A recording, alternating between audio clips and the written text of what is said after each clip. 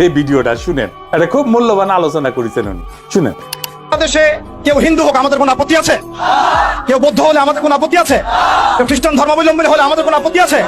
কেউ যদি নাস্তিকও হয়ে যায় আমাদের কোনো আপত্তি নাই। কিন্তু নাস্তিকতার দোহাই দিয়ে সেই লেভেলকে ব্যবহার করে যখন আপনি আল্লাহ এবং তার রাসূলের সামনে কটূক্তি করবেন, আমাদের আপত্তি তখনই আমরা ঘরে চুপ করে বসে থাকবো না ইনশাআল্লাহ। আপনি নাস্তিক হয়ে জাহান্নামে যান, আমাদের কোনো আপত্তি নাই। কিন্তু নাস্তিকতার আদলে আপনি মুসলিমদের সেন্টিমেন্টকে আঘাত করতে পারেন না। আপনি কোন ধর্মের দাবেদার হয়ে ইসলাম ধর্মকে কটূক্তি করতে পারেন না। আপনি ইসলাম ধর্মের এবং তাওহীদি জনতার সেন্টিমেন্টে আঘাত করতে পারেন না।